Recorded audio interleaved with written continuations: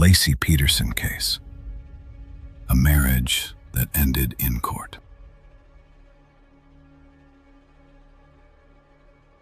On the morning of December 24th, 2002, a pregnant woman went missing from her home in Modesto, California.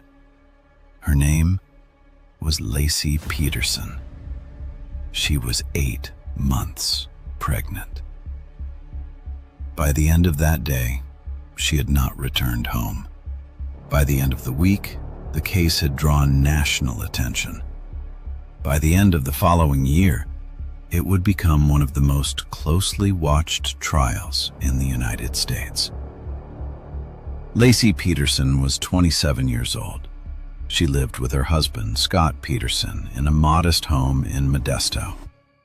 Friends described Laci as warm, social, and close to her family. She was excited about becoming a mother. The couple had planned to name their son Connor. On December 24th, Laci was last known to be at home. According to Scott Peterson, he left the house that morning to go fishing at the Berkeley Marina, several hours away. He later stated that when he left, Laci was at home preparing for the day. She was wearing maternity clothes. She had plans to walk the family dog and finish household tasks. That afternoon, when Scott returned home, Laci was gone. The dog was found wandering outside, still wearing its leash. Laci's car was parked at the house. Her personal belongings were inside. Scott contacted Laci's family and later reported her missing. Police arrived and began a search. At first, the case was treated as a missing person investigation. Search teams canvassed the neighborhood. Volunteers assisted. Flyers were distributed. There were no confirmed sightings of Laci after that morning. As days passed, investigators began examining Scott Peterson's account more closely. His fishing trip drew attention. The Berkeley Marina was far from Modesto, and the trip occurred on Christmas Eve. Scott stated that he had decided to fish because he had the day off. Receipts and parking records later confirmed that Scott had been in the area he claimed. However, questions remained. Why travel so far alone on a holiday? Why leave a pregnant wife at home? Investigators also uncovered information about Scott's personal life. Scott had been involved in an extramarital relationship. The woman later stated that Scott told her he had lost his wife and that this would be his first Christmas without her. This statement was made before Laci Peterson was reported missing.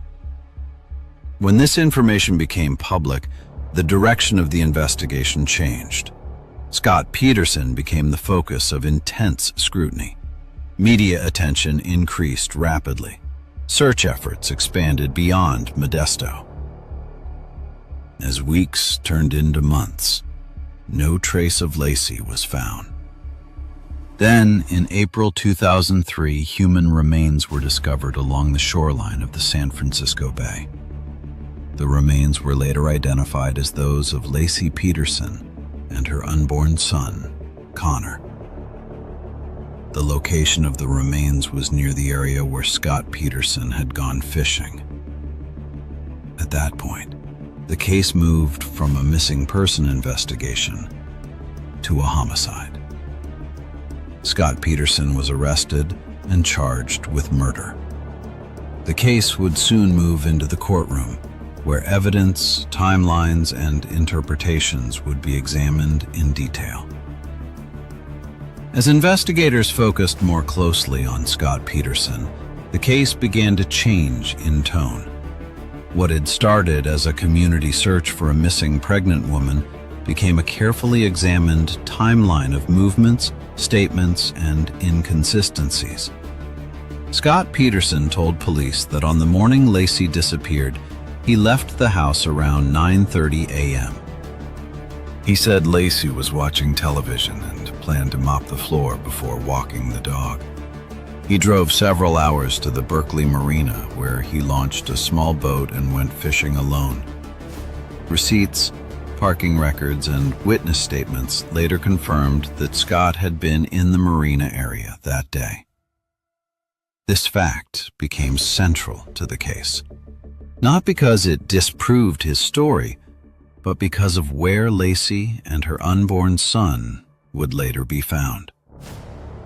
While police continued to search for Laci, Scott Peterson's personal life drew increasing attention.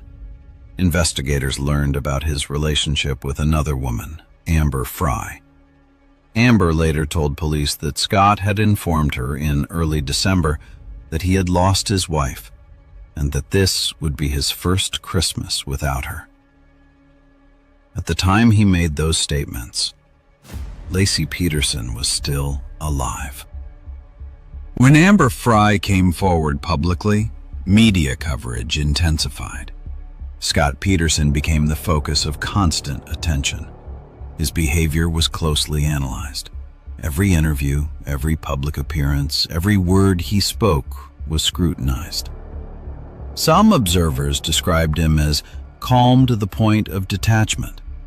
Others argued that reactions to stress vary and should not be interpreted as evidence. Law enforcement continued building a case based largely on circumstantial evidence. There were no eyewitnesses to a crime, no confession, no direct forensic evidence tying Scott Peterson to Laci's death. Instead, prosecutors focused on patterns. They examined Scott's movements on the day of Laci's disappearance. They reviewed phone records and computer searches. They reconstructed timelines. When Laci and Connor's remains were discovered in April 2003 along the shoreline of the San Francisco Bay, investigators noted their proximity to the Berkeley Marina. As this geographic connection became a cornerstone of the prosecution's theory, the condition of the remains indicated that they had been in the water for several months. Medical examiners could not determine an exact cause of death. The absence of clear trauma meant that many questions remained unanswered. Despite these uncertainties, prosecutors moved forward. Scott Peterson was charged with 2 counts of murder. The trial began in 2004 and quickly became a national event. Court proceedings were followed closely by the media. Every detail was debated. Prosecutors argued that Scott Peterson killed Laci and Connor and disposed of their bodies in the bay. They pointed to Scott's extramarital affair, his statements to Amber Frey, and his actions in the days following Laci's disappearance. They emphasized the location of the remains and Scott's fishing trip. The defense countered that the case relied entirely on circumstantial evidence. They argued that no physical evidence placed Laci in Scott's boat. They suggested alternative explanations, including the possibility that Laci had been abducted while walking the dog. Witnesses were called to testify about sightings of a pregnant woman walking a dog in the neighborhood on the morning of December 24th. These accounts were contested. Some witnesses were deemed unreliable. Others were questioned about timing and distance. The jury was tasked with evaluating a case built on inference rather than direct proof. After months of testimony, deliberations began. The jury found Scott Peterson guilty of first-degree murder in the death of Laci Peterson and second-degree murder in the death of their unborn son. He was sentenced to death. Years later, the sentence would be overturned due to issues related to jury selection, though the conviction itself was upheld. Scott Peterson was resentenced to life in prison without the possibility of parole. Throughout the legal process, debate surrounding the case never fully subsided. Supporters of the verdict argued that the evidence, taken as a whole, pointed clearly to guilt. Others continued to question whether the standard of proof had been met. The case became a lasting example of how circumstantial evidence can both convince and divide. Laci Peterson's disappearance began quietly on a holiday morning. It ended in a courtroom years later with a verdict that closed the case legally, but not emotionally. For many, the story remains unsettling, not because of unanswered questions, but because of how ordinary it seemed at the start. A walk with a dog, a quiet house, a day that was supposed to be routine. And then, nothing. As the legal process concluded, the Laci Peterson case entered a different phase. The courtroom proceedings were over. The verdict had been delivered. The appeals process continued, but the central outcome did not change. Scott Peterson would spend the rest of his life in prison. For Laci Peterson's family, the verdict marked an end to the legal chapter of the case, but not to the loss itself. Laci and her unborn son, Connor, were remembered as individuals rather than evidence. They were mourned as people whose lives were taken before they could continue. The case remained present in public memory long after the trial. It was revisited in documentaries, articles, and discussions about circumstantial evidence. Some viewed it as a clear example of how patterns and timelines can establish guilt beyond reasonable doubt. Others continued to debate whether the absence of direct physical evidence left room for doubt.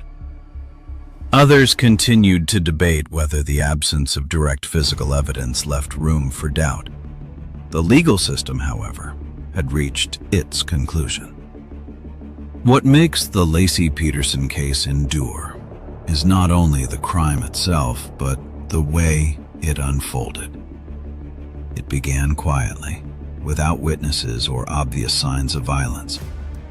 It moved slowly, built on inference and reconstruction. And it ended not with certainty for everyone, but with a verdict that forced the public to confront how justice is determined when answers are incomplete. Laci Peterson did not disappear in the middle of the night or in a remote location.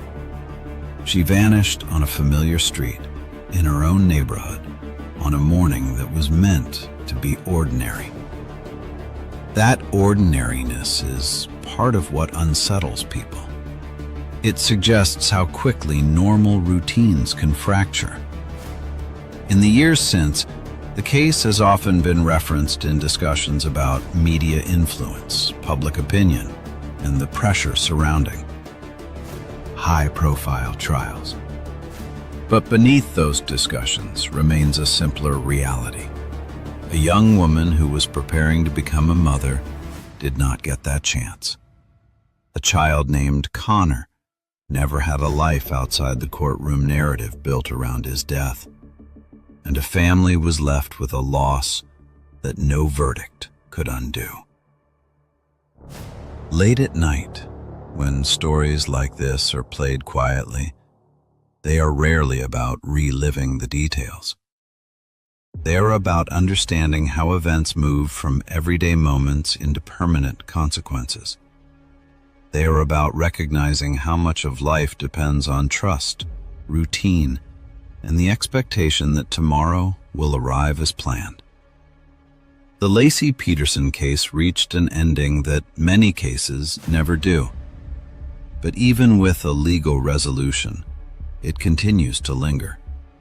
Not because of spectacle, but because of the space between what can be proven and what can never be fully known.